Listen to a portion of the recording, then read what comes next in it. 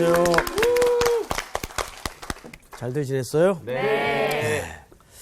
표정들이 아주 밝아서 좋아요. 자, 복습을 잘 됐나 봐요. 갑자기 웃음이 쓴 웃음이 되는데. 자, 오늘은 우리 상훈 학생부터 복습 한번 해봅시다. 지난주. 지금 그 사울과 요나단의 그 가족들이 다 죽지 않았습니까? 그렇죠. 그래서 그 어떤 왕의 빈자리가 남아 있는데 다윗이 그냥 들어갈 수 있을 수 있었는데도 하나님께 기도를 합니다. 그래서 하나님께 기도를 했더니 헤브론으로 가라. 그래서 헤브론으로 이제 가게 되지요. 헤브론은 또 정치적인 의미가 굉장히 많이 있고 역사적인 의미가 또 굉장히 많이 있습니다. 그거는 아마 이 세 사람이 얘기할 것 같고요. 일단은 저는 거기까지만 얘기를 하고요. 네. 그 다음 맞아, 마무리를 했어요. 마무리까지 해? 니네들 할 게 없잖아. 없어. 에이, 내가 어떻게 그런 사람 아니야. 그러지 마. 그만할 때까지 계속 해봐요. 혹시 우리 조양기 학생은 지난주 공부한 거 내용 중에 뭐 적용했거나 또 기억나는 거 보충할 것도 있습니다. 그러니까 제가 뭐 일상생활에서 정치적으로 뭔가 그런 걸로 활용할 건 없으니까 일단 주위 사람들을 만날 때 아무래도 이제 모르겠어요. 하나님의 사람으로서 웬만한 건 다 포용하려고 하고 네, 그런 좀 선한 영향력을 끼치고 좋은 모습, 하나님의 사람은 좀 뭔가 다르구나라는 거를 조금이라도 보여줄 수 있도록 노력했던 것 같아요. 그래요. 네, 우리 광호 학생 어떻게 지냈어요? 네, 뭐 저도 잘 지냈고요. 정치적이지만 아니면 안 되겠지만 정치는 필요하다 교회 안에. 저도 공동체를 하고 있다 보니까 모두가 다 나빠서가 아니라 서로 오해가 쌓이고 또 그러다 보니까 서로의 관계가 어그러질 때가 많은데 지도자로서 그것들을 또 잘 이렇게 정치적으로 잘 해결하는 게 중요하더라고요. 정치를 잘해서. 그래서 그 말씀 잘 듣고 서로의 관계가 정말 우애로 정말 사이좋고 서로가 어려움 없도록 하기 위해서 노력했던 한 주인 것 같습니다. 바른 정치는 필요합니다. 네. 그렇죠. 네. 자, 우리 마지막으로 조수희 학생. 예. 네. 오네요.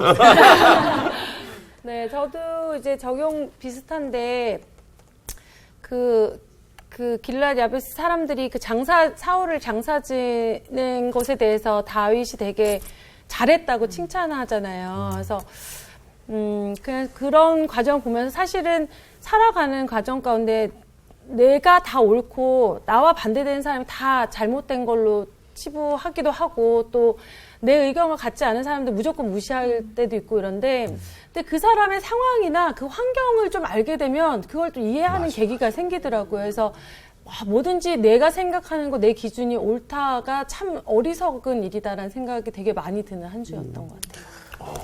그 말이 참 적실한 표현인 것이 사람은 결국 자기 시각, 자기 주관적으로 모든 사물과 현상을 볼 수밖에 없다는데 한계가 있어요. 저도 지난주에 야구장을 갔어요. 오, 재밌었겠다. 요 가까운데. 그럼 이제 야구장 가보셨어요? 예. 네. 야구장 가면 처음에 뭐 합니까? 시작하기 전에. 응원하지. 아니지, 애국가 부르지. 그 얘기시구나. 향기 학생 야구장 가봤어요? 네. 오. 애국가 부르잖아요. 네, 그러면 네. 다 이제 일어서잖아요. 근데 제 옆에 초딩 하나가 안 일어서는 거야. 오. 그래서 일단 제가 좀 째려봤죠. 이제 계속 암시를 줬죠. 야, 임마 일어나. 그런 속으로. 이렇게 끝까지 안 일어나더라고요. 오호. 이제 애국가는 짧으니까 금방 끝이 났어요. 그래서 앉아서 계속 째려봤어요. 이 녀석이 도대체 어떻게 배웠길래 애국가가 울려 퍼지는데 앉아서 그냥 있을까. 어른들 다 일어나는데. 그렇지, 다 일어났지. 한참 이제 게임이 진행이 되고 또 이제 그 또 야구장에서 먹는 거. 빼놓을 수가 없죠. 막 열심히 먹고 있는데 뒤에 이렇게 좀 떨어져 앉아있던 이 아버지가 와서 아이를 챙겨주고 먹여주고 그러는 거예요. 그 애가 불편한 아이예요. 그걸 알기 전까지는 되게 궁시렁거려. 뭐 이런 녀석이 다 있나. 근데 그럴 때가 참 많아요. 맞아요. 사실은. 네. 예. 그래서 우리가 그 상황을 끝까지 완전히 알기 전까지는 입을 함부로 놀려도 안 되고 마음을 함부로 사용해도 안 될 것 같아요. 예. 이제 지난주 공부 중에 참 우리가 두 가지를 오늘 사실 다 얘기했는데 우리 상훈 학생이 얘기한 것처럼 늘 기도는 필요한 것만 하는 게 아니고 당연하고 뻔한 것일지라도 주님 앞에 구한다는 것은 그것이 안 될 것 같아서 구하는 것이 아니라 이것이 주님의 은혜일 수밖에 없습니다라는 감사와 고백의 차원에서의 기도의 측면도 있단 말이에요. 네. 다윗이 뻔한 걸 기도하죠. 예. 이제 또 하나는 그 사울의 죽음을 다윗이 박수치지 않아요. 또 그 죽음을 잘 거둔 족속들에게 후대하지 않습니까? 네. 그리고 그 후대를 약속하잖아요. 이것은 뭐냐면 장차 하나님의 나라의 모형의 국가로서 이제 등극할 다윗이 갖고 있는 생명사랑입니다. 하나님 나라의 가장 중요한 본질, 실체는 생명에 대한 사랑이 있어야 돼요. 예, 그것이 굉장히 중요한 본질입니다. 복습들을 아주 또 잘 하셨고 또 적용도 잘 하셔서 매우 흡족합니다. 네, 박수 한번 하시죠. 오늘은 이제 3장으로 넘어가는데 3장이 참 그 평이한 내용 같은데 쉽지 않아요. 제가 시 하나를 좀 읽어드릴 테니까 네. 네. 그냥 감상을 좀 해보십시오. 어떻게 제가 음악을 깔아드릴까요? 아예 필요 없어요. 요즘 분들이 시를 잘 안 읽죠. 네. 근데 참 시가 어렵습니다. 네. 원래. 어느 분이 그 예배와 예배 사이에 잠깐 제가 대기에 있는 방에 들어와서 책을 한 권 이렇게 주고 가셨어요. 근데 그 책을 뒤적거리다가 거기가 좋은 시 하나가 있어요. 제목은 좋은 사람입니다. 좋은 사람. 좋은 사람 되십시오. 네. 아멘. 그냥 거기 계시기 바래요. 그 자리에 오래 지키고 계시기 바래요. 생각나면 이쪽에서 언제라도 찾아가겠습니다. 아주 짧은 시예요. 근데 울림이 있죠? 네. 못 알아들었어요? 그렇습니다. 아이. 네, 다시 한번. 그냥 거기 계시기 바래요. 그 자리에 오래 지키고 계시기 바래요. 생각나면 이쪽에서 언제라도 찾아가겠습니다. 이 시가 굉장히 이렇게 저한테 크게 다가온 것은 뭐냐면, 이 시대가 굉장히 사람을 바쁘게 몰아쳐요. 네. 시간이 우리를 막 휘몰아가잖아요. 그죠? 상황도 우리를 휘몰아가고. 그 채플린이 만들었던 또 주연을 했던 모던 타임즈라는 영화가 있어요. 그게 1930년대 만들어진 영화인데 저는 비행기에서 이제 그 영화를 봤어요. 근데 굉장히 좀 충격을 받았습니다. 그것은 이제 미국이 산업 그 사회로 전환이 되면서 대량 생산에 들어가요. 모든 체제가. 그러면 더 풍요로워지고 넉넉해져야 되는데 사람은 더 바빠져요. 그리고 사람은 기계처럼 컨벨트 앞에서 그 돌아가는 컨벨트 앞에서 쉼 없이 일을 해야 되는 그런 참 시대의 상황을 희극화한 영화인데 굉장히 울림이 큰 영화입니다. 근데 요즘은 더 하잖아요. 그죠? 요즘은 뭐 하루 자고 일어나면 뭐 세상이 뒤집어져 있고 바뀌고 야 내가 이렇게 가만히 있어도 이거 뒤떨어지는 거 아닌가 옆집에 또 어느 학원 끊었대는데 우리 애 이러고 놀리면 저 상훈이처럼 되는 거 아닌가 아멘. 죄송합니다. 그러다 보니까 막 쫓겨다니는 거예요. 네. 그래서 점점점 교회도 그렇고 사람도 그렇고 요즘 찾아보기 힘든 풍경이 뭐냐면 변함이 없는 사람. 맞아요. 처음과 끝이 똑같은 사람. 똑같은 사람. 참 찾아보기 힘들어요. 예. 뭐 그래? 교회 옮기지 뭐. 맞아요. 너 아니면 사람 없냐? 더 좋은 사람 만나면 되지 뭐. 왜 요즘은 연애도 기간이 굉장히 짧아요. 예. 저도 이제 청년들을 많이 대하다 보니까 이제 그런 이야기를 많이 듣거든요. 근데 뭐 진짜 뭐 번개팅서부터 막 빨리 만나고 빨리 헤어지고 모든 게 이렇게 되는 거예요. 근데 이 시가 그냥 거기 계시기 바래요. 그 자리에 오래 지키고 계시기 바래요.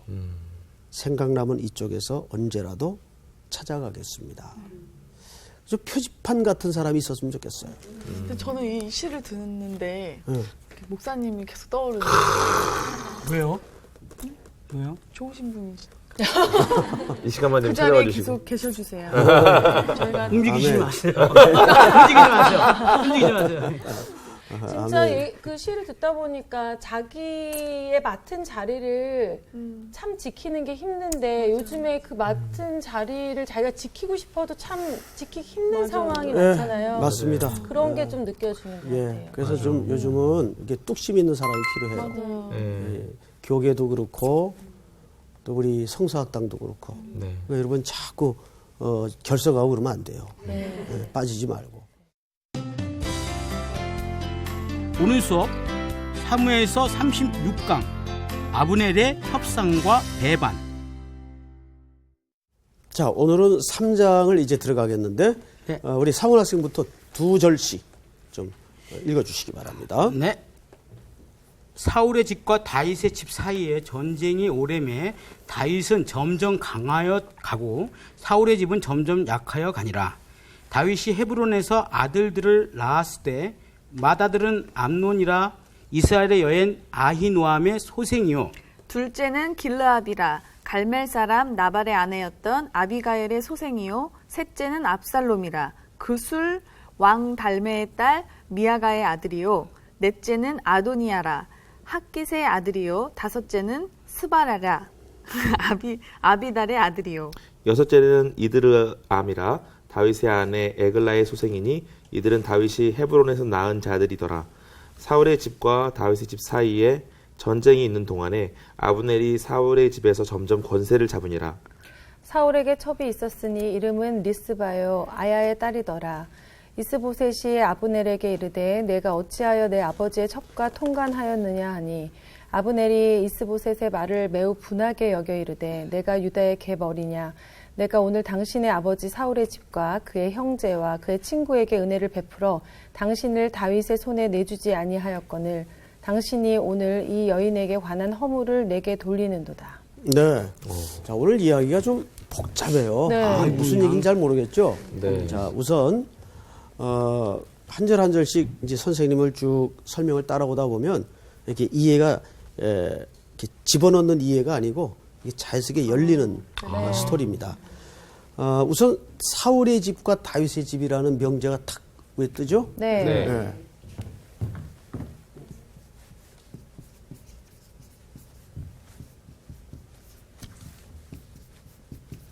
다윗의 집. 여러분, 사울은 이미 죽었죠? 네.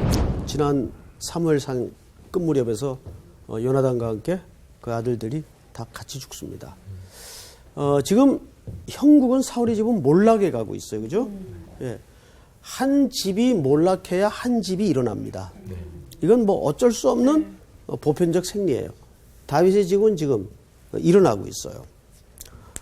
사울의 집이 철저하게 무너져야 다윗의 왕국이 역사 속의 실체가 드러나는 구조입니다. 그러니까 이것은 조금 신학적인 틀로 이해를 할 필요가 있어요. 야, 하나님이 왜 이렇게 불공평하냐 이런 논리로 접근하면 끝까지 말이 안 되고 이것은 하나님의 주권적 섭리 속에 이제 하나님의 나라를 감추인 다윗의 집이 일어나야 됩니다. 그러기 위해서 사울의 왕국은 지금 점점 몰락을 향해 가고 있어요. 자, 그리고 나서 사울의 집과 다윗의 집 사이에 전쟁이 어떻게 됐다? 오래다. 오래된 뭐가 있어요? 양집 사이에. 오래된 전쟁이 있어요. 네. 자, 이것은 하나님의 일하시는 방식이에요. 우리 같으면 이랬으면 딱 좋겠죠. 아니, 하나님이 그렇게 계획하셨다면 그냥 한꺼번에 싹 정리해가지고 싹 묻어버리고 사울의 집은 그리고 다윗의 집만 짠하고 이렇게 등장시키면 뭐 고치할 거 없잖아요. 네. 그런데 이 사울은 죽었는데도 아직 사울의 집과 다윗의 집 사이의 전쟁이 어떻게 됐다? 오래됐다. 오래됐다. 오래됐다는 것은 뭘 걸려야 될까요? 시간, 시간. 네. 세월. 세월, 역사. 네. 그리고 그것은 이제 역사라는 공간 안에서 또 쭉 펼쳐진단 말이죠. 그 사이에는 악인도 등장을 하고 의인도 등장을 하고 못된 사람도 등장을 하고 지혜로운 사람도 등장을 하고 여자, 남자, 사랑, 미움, 증오 이런 게 막 또 진상, 또라이 막 아우 전문용어. 방송 용어 아닙니까? 괜찮죠? 네. 네. 비웃지 마세요.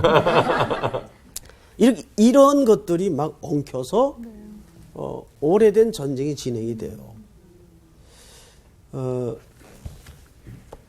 여기서 하나님이 일하시는 방식이라고 제가 말씀을 드린 것은 하나님은 항상 시간과 공간 속에서 하나님의 민낯을 서서히 드러내십니다. 하나님은 우리의 기대처럼 무슨 피터팬처럼 목표가 적이면 벽 뚫고 대문 뚫고 막 이런 식으로 하나님의 일을 하지 않아요.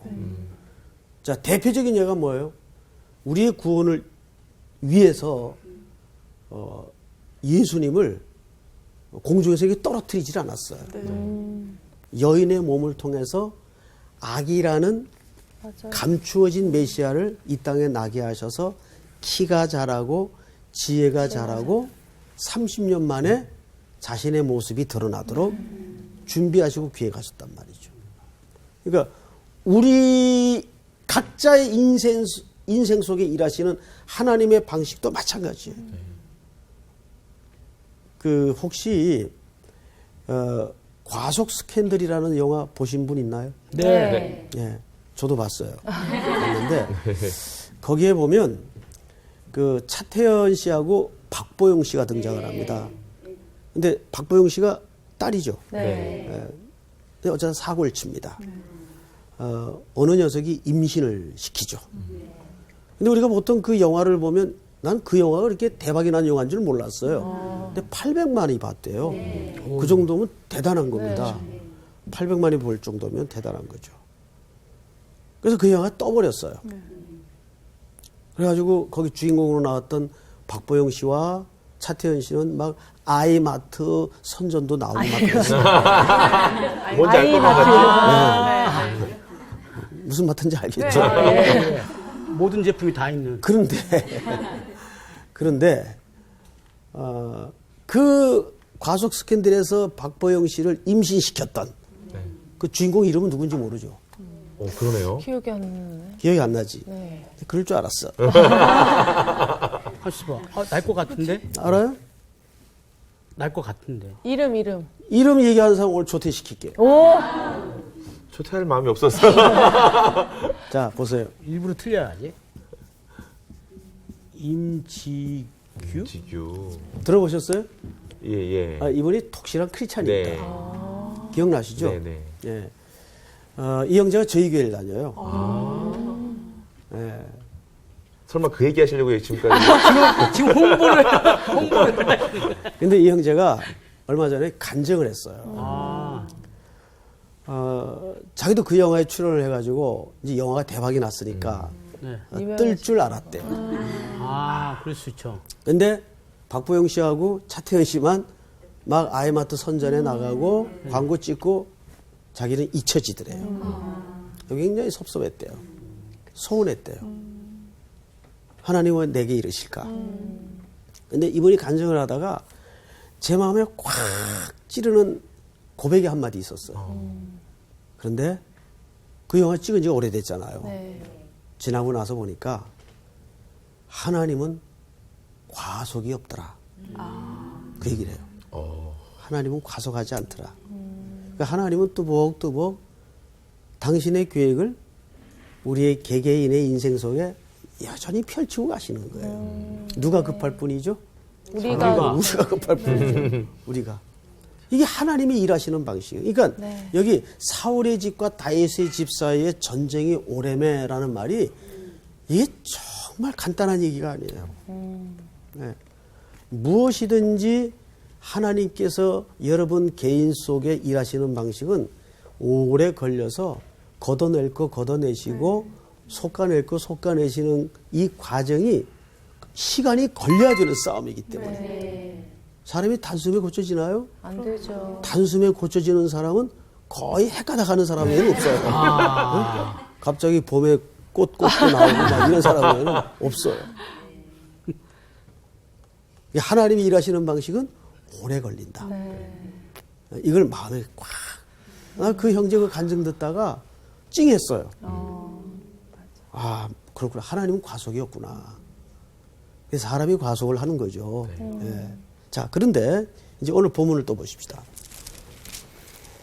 3장 2절서부터 5절까지는 그 다윗의 여러 아들들이 소개됩니다. 그렇죠? 예. 자, 그런데 문제는 뭐냐면 아들들과 동시에 여러 아내들이 같이 소개가 돼요. 근데 아내들의 출신들이 밝혀지죠. 자, 우리 그 상훈 씨는 이렇게 처음 만나는 사람이 있을 때 네. 자기소개를 보통 어떤 식으로 하나요? 제가 처음에 혹시 개인적으로 명함 있어요? 예, 있습니다. 예. 네. 명함 지금 좀 한 장 줄 수 있나요? 지금요? 네. 좀 지갑이 있습니다. 좀 꺼내줘 봐요. 지갑은 저기 대기실에 있는데. 보관함에? 네. 그 명함에 뭘 새겨 다니시나요? 이름을 새기죠. 저희 팀명을. 팀명. 네. 팀명이 뭡니까? 김상훈과 나투림이요. 김사훈과 나투요. 네. 굉장히 잊어버릴 수 없는. 그렇죠. 빛과 소금이라는 뜻입니다. 그리고 이제 그 명함을 건네주고, 네. 이제 또 자기 이름을 얘기하고 하겠죠? 네. 예. 우리 조양기 씨는 낯선 사람을 만날 때 자기소개를 어떻게 하나요? 저는 그냥 제가 하고 있는 일을 먼저 얘기하고 이름 얘기하죠. 자, 뭐 이건 누구나 마찬가지일 겁니다. 네. 그래서 사실 저는 또 개인적으로 명함이 없어요. 이 성서학당을 통해서 얼굴이 다 알려져가지고 필요 없으신 거죠? 필요. 소개가 필요 네. 없더라고요, 보니까는. 저도 좀 필요는 없긴 합니다. 좀 가만히 있었으면 좋을 것 같은데. 자, 네. 근데 인간은 사실 정치적인 동물입니다. 그 이름 뒤나 앞에 무엇을 붙인다는 것은 굉장히 정치적인 거예요. 근데 그게 나쁜 의미가 아닙니다. 성경 기자가 다윗의 여러 아내들을 소개를 하죠. 근데 출신을 밝혀요. 어떤 사람은 꼭 자기 고향을 밝히는 사람이 있어요. 맞아요. 고향을 꼭 얘기하는 사람이 있어요. 맞아. 예. 저도 고향을 꼭 얘기를 합니다. 아주 고향은 경북 어디입니다. 얘기를 합니다. 근데 이게 정치적 성향 때문에 그렇거든요. 근데 이거는 뭐 나쁜 개념보다는 인간이 원래 그래요. 원래 이스라엘 왕들은 아내를 많이 두도록 돼 있습니까? 그렇지 않도록 돼 있습니까? 많이 많이 둬도 상관없죠. 보편적으로 많이 두지만 네. 율법은 그걸 금했죠. 네. 신명기서에 보면 자 우리 시간이 없으니까 그냥 갑시다. 나중에 찾아보세요. 네. 네. 17장에 보면 세 가지를 왕에게 금하도록 돼 있어요. 혹시 기억나는 사람? 말을 많이 두지 말 것. 말. 이 병말을 얘기합니다. 예, 말. 두 번째, 은금을 많이 두지 말 것. 맞습니다. 세 번째 뭡니까? 여자. 아내입니다. 아내. 거의 다 안 지켜지지 않나요? 다 안 지켜지죠. 다 안 세 지켜지죠. 번째 건 지키고 있어요. 자, 말을 많이 두지 말라는 말은 무슨 의미일까요? 이것은 말과 병말을 병거. 얘기하는데 전쟁은 하나님이 하시는 것이기 때문에 국방과 보호는 하나님이 하시는 것이기 때문에 그 고백의 상징으로서 말을 포획하면 아킬레스건을 끊어버리죠. 네. 이 뒷발을 힘줄 끊어버려서 힘을 못 쓰도록. 두 번째는 은금은 이 땅의 모든 보화의 상징이에요. 그래서 이것도 결국은 은금은 전쟁에 나가서 노획을 했을 때 하나님께 바치도록 돼 있죠. 이유는 하나예요. 하나님이 먹여 살린다 그 뜻이에요. 네. 그 다음에 아내를 많이 두지 말 것은 미혹해 됨을 방지하기 위해서. 이걸 다 어깁니다. 솔로몬이 그 왕국이 무너지는 결정적인 이유도 아내를 많이 둬서 그래요. 아내를 많이 두는 것은 단순히 여자를 많이 두었다는 어떤 세욕의 개념이 아니고 그들이 결혼을 하여 들어올 때 자기들이 섬기는 신들을 가지고 들어옵니다. 그래서 야훼 하나님과 개념이 섞여요. 네. 그래서 혼합주의에 빠지게 됩니다. 이게 이스라엘이 걸었던 실패의 통로예요. 그런데 오늘 다윗은 통합왕이 되기도 전에 벌써 뭘 합니까? 아내를 많이 둡니다. 그런데 이 전부 두었던 아내들이 출신이 다 달라요. 그리고 출신이 다 소개되어 있어요. 그래서 이것은 무슨 뜻이 되냐 하면 야, 그 다윗 정력이 대단했던 건가 이런 개념이 아니에요. 이것은 고대 사회에 굉장히 정치적인 개념입니다. 그래서 출신들이 밝혀지는 거예요. 예를 들어 적과 내가 전쟁을 했어요. 그러면 적장이 죽죠. 그 아내를 데려옵니다. 여자가 모자라서 데려온 게 아니에요. 그것은 고대 시대의 정치적인 하나의 관행이에요. 너는 완전히 나에게 굴복했다라는 의미입니다. 그래서 여자를 데려와서 살기도 하고 또는 부리기도 하고 이런 행태를 고대 사회에는 그래서 항상 전쟁, 여자 이건 뗄래야 뗄 수 없는 불가분의 관계였어요. 이렇게 해서 다윗은 이제 여러 아내를 둠으로써 장차 이 왕국에 들이오는 그림자가 어떤 불안한 조짐을 지금 암시하고 있는 거예요. 자, 그 다음에 성경을 보십시다. 6절 사울의 집과 다윗의 집 사이에 전쟁이 있는 동안에 아브넬이 사울의 집에서 점점 권세를 잡으니라. 여기 새로운 인물이 등장을 하죠. 누굽니까? 아브넬.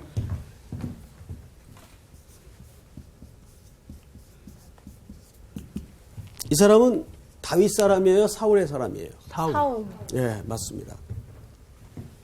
전선을 정확히 구분하시기 바랍니다. 예, 사울의 집 사람이에요. 사울은 죽었죠? 네. 근데 이 사람이 점점 어떤 야욕을 갖게 되냐면 사울이 죽었으니까 또 아들들도 이제 남아있는 아들이래야 이렇게 별로 이렇게 별 볼 일 없는 아들들만 이제 남겨져 있어요. 야, 잘하면 내가 한켠 왕국의 권자에 오를 수도 있겠다는 잘못된 신학을 갖게 됩니다. 네. 여러분 이걸 아세요? 신학이 잘못되면 뭐가 잘못될까요? 신앙. 신앙이 잘못됩니다. 그 신학의 해석이 잘못되면 신앙이 잘못되는 거예요. 그래서 강단에 신학이 사라지면 신앙이 잘못 선포돼요. 그 신학은 굉장히 중요한 공부요 과제여야 합니다. 이 사람이 신학이 잘못됐어요.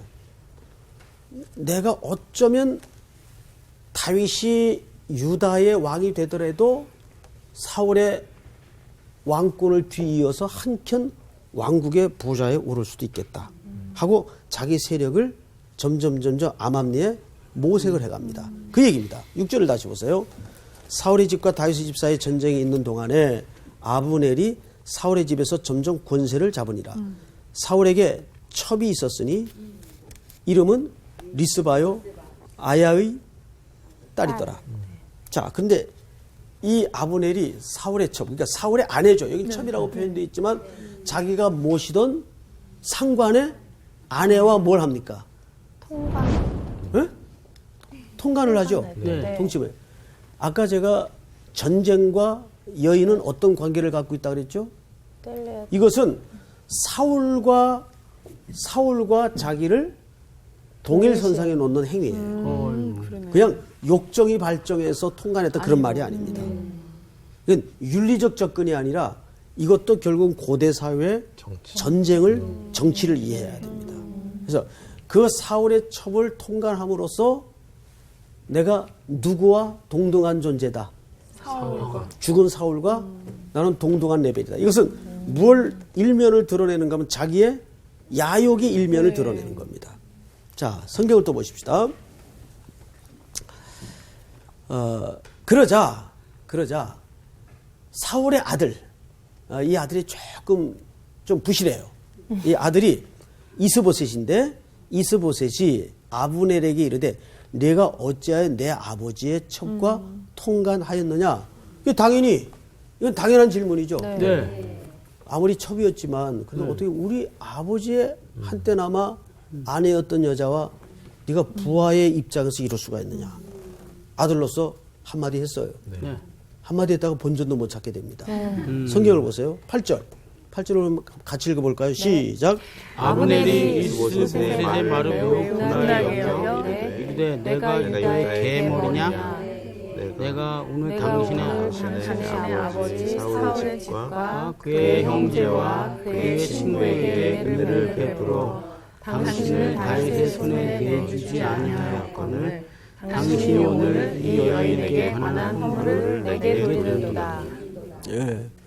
어휴. 사울의 아들이 한마디 하니까 아브넬이 난리 났네. 너 무슨 소리냐? 내가 지금이라도 지금 상승세에 있는 다윗 집에 너희들 다 볼모로 넘겨줄 수 있어. 근데 내가 불쌍히 여겨서 은혜를 베푸느라고 넘겨주지 않았더니 한낱 여인의 사건 가지고 나한테 시비 걸 수 있어? 이렇게 나온 겁니다. 그래서 탁골이를 감추죠. 구절을 제가 읽을게요. 여호와께서 다윗에게 맹세하신 대로 내가 이루게 하지 아니하면 하나님이 아브넬에게 벌 위에 벌을 내리심이 마땅하니라. 10절 다 같이 시작. 그 맹세는 곧 이 나라를 사울의 집에서 다윗에게 오셔서 그의 왕위를 단에서 브엘세바까지 이스라엘과 유다에 세우리라 하신 것이니라 하네. 이스보셋이 아브넬을 두려워하여 감히 한마디도 대답하지 못하니라. 그러니까 이스보셋이 이 아브넬의 말도 안 되는 어거지 논리에 딱 입을 닫아버리고 한마디도 못합니다. 자, 그리고 나서 이제 12절을 보세요. 사울의 왕국은 드디어 아브넬에 의해서 다윗에게로 헌납이 됩니다. 12절. 아브넬이 자기를 대신하여 전령들을 다윗에게 보내어 이르되 이 땅이 누구의 것이니까? 또 이르되 당신은 나와 더불어 언약을 맺사이다. 내 손이 당신을 도와 온 이스라엘이 당신에게 돌아가게 하리이다 하니 13절 다 같이 시작. 다윗이 이르되 좋다. 내가 너와 언약을 맺거니와 내가 내게 한 가지 일을 요구하노니 나를 보러 올 때에 우선 사울의 딸 미가를 데리고 오라. 그리하지 아니하면 내 얼굴을 보지 못하리라 하고. 예. 여러분 보세요. 결국은 아브넬이 이스라엘을 이제 유다의 아직 그 분봉왕에 불과한 다윗에게 헌납을 합니다. 그러니까 다윗이 무슨 요구를 하죠? 미가를 누구의 딸? 사울의 딸. 원래 미갈이 누구의 아내입니까? 다윗의 아내죠. 예, 자기가 내쳐 버렸던 그 미갈을 다시 데려올 것을 요구합니다. 애정일까요? 정치일까요? 정치입니다. 왜냐하면 항상 우리나라도 근현대사의 그 과정을 다 겪었지만 정권이 들어설 때는 뭐가 제일 확립이 돼야 될까요? 정통성입니다. 어쨌거나 다윗은 이제 누구의 후계자가 되는 거지 결국? 사울의 후계자가 되죠. 그러면 거기에 가장 시대적으로 걸맞는 정통성을 확보하는 일이라면 그 딸과 결혼하는 거죠. 이미 결혼을 했죠. 네, 네. 그렇죠. 다시 데려오는 거죠. 부부관계를 유지하는 겁니다. 그러니까 미갈은 어떻게 된 겁니까? 미갈은 이미 다윗에게 버려지고 그 후에 재혼을 해서 남의 아내가 돼 있어요. 네. 자, 여기에서 우리는 인간의 비참한 상황을 보는 거예요. 이것이 애정과 사랑의 회복에서 데려오라는 말이었으면 얼마나 좋았을까요? 근데 그게 아니라 정치적인 목적으로 인간을 기능으로 전락시키는, 그러니까 비인간화가 되는 겁니다. 예. 그래서 보세요. 14절. 다윗이 사울의 아들 이스보셋에게 전령들을 보내 이르되 내 처 미갈을 내게로 돌리라. 그는 내가 전에 블레 사람의 포피 100개로 나와 정원한 자니라 하니. 15절 다 같이 시작. 이스보셋이 사람을 보내 그의 남편 나이스의 아들 발디에게서 빼앗아 오되. 이미 미갈은 누구에게 시집가 있었어요? 발디. 발디에. 가장 통절스러운 장면이죠. 그러니까 순수하게 결혼 생활하여 살던 발디엘은 하루아침에 날벼락을 만나는 거예요. 그래서 울며 매달립니다. 그 절이 16절입니다. 그의 남편이 그와 함께 오되 울며 바울임까지 따라왔더니 불쌍하다. 아브넬이 그에게 돌아가라 하며 돌아가니라. 돌아가네요 또. 어쩔 수 없지 뭐. 아이 그래도 참. 권력 앞에 그쵸. 당해낼 수가 있나요?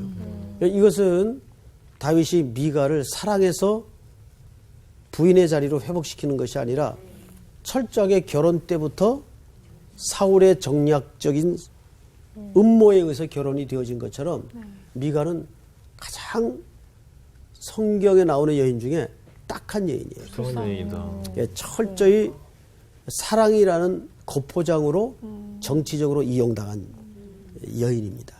그래서 결국 미갈은 앞으로 사울의 후계자로서 통합 왕이 될 다윗의 정통성을 확보해 주는데 도구로 회복이 되죠.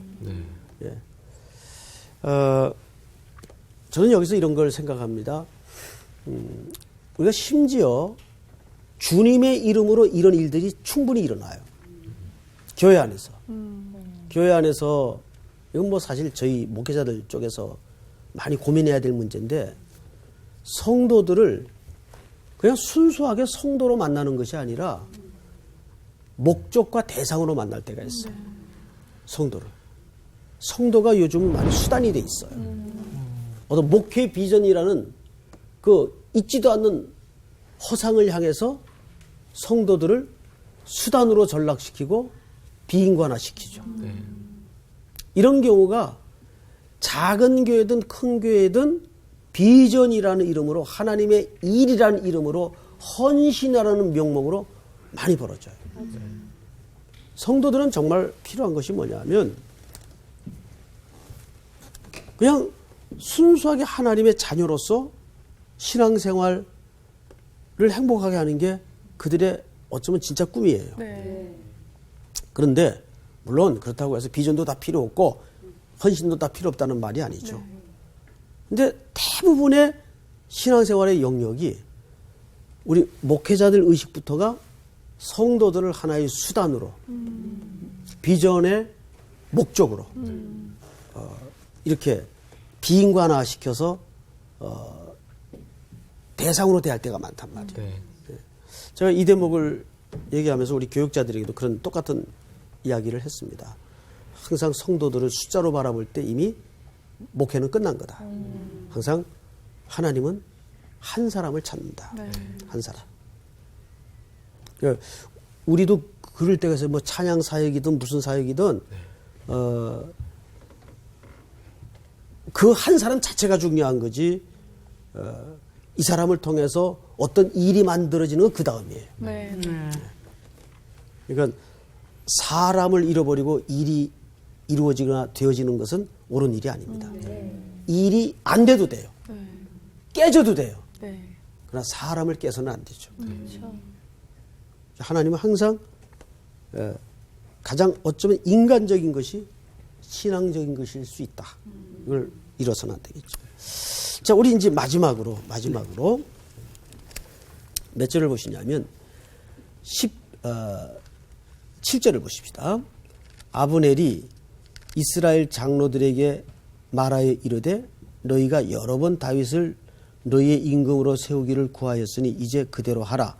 여호와께서 이미 다윗에 대하여 말씀하시기를 내가 내 종 다윗의 손으로 내 백성 이스라엘을 구원하여 블레셋 사람의 손과 모든 대적의 손에서 벗어나게 하리라 하셨음이니라.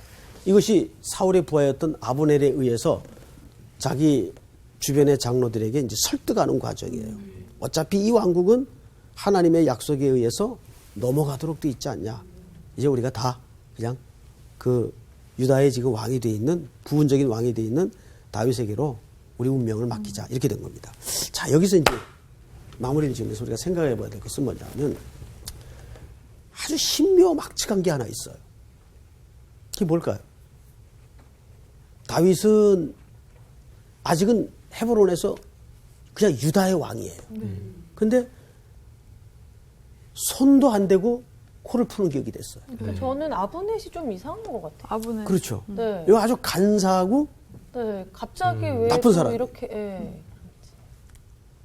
근데 하나님은 이런 사람을 통해서 다윗으로 하여금 주도하고 침략해서 나라를 통합시키지 않도록 합니다. 왜? 다윗에 의해서 만들어지는 하나님의 통합 왕국은 이스라엘은 하나님의 나라의 성격과 모형을 담은 왕국이기 때문에 인간적인 다윗이 주도하고 의도하고 시도해서 만들어진 나라이어서는 안 돼요. 주는 걸 받는 나라여야 맞습니다. 그런데 거기에 이런 간신들이 등장을 하고 그래서 하나님께서 일하시는 방식은 어떻다 그랬습니까? 초두에 오래됐다. 네. 오랜 시간이 걸리는 거예요. 근데 놀랍게도 다윗은 힘 하나 안 들이고 나라를 얻어요. 그러니까요. 온전한 나라를. 이것이 설명할 수 없는 신비요 하나님의 은혜일 수밖에 없는 거죠. 그 아브넬이 나중에 다윗의 밑으로 들어가게 되나요? 한 자리 얻나요? 한 자리를 얻지 못하고 비참한 죽음을 맞이하게 됩니다. 그거는 우리가 이제 다음 시간에 만나도록 하겠습니다. 오늘 공부는 여기서 마치겠습니다. 감사합니다.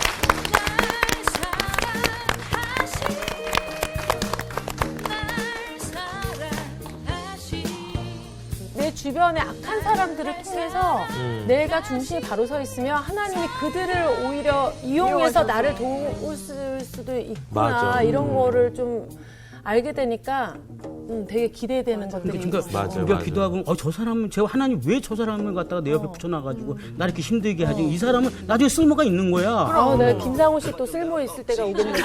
그러니까요. 이상하게 끝났어. 천천히 받겠습니다. 네.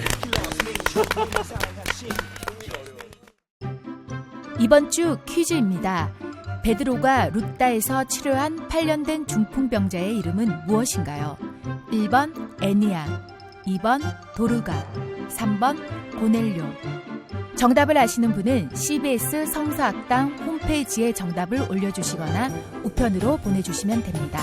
보내실 곳은 서울특별시 양천구 목동서로 159-1 CBS 성서학당 담당자 앞입니다.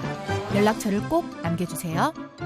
선정되신 분들에게는 대한성서공회에서 성경, 송태근 선생님의 내가 어디 있느냐, 하나님이 꿈꾸는 교회, 김기석 선생님의 일상 순례자, 신우인 선생님의 땅과 하늘의 갈림길에서 가운데 하나를 드립니다.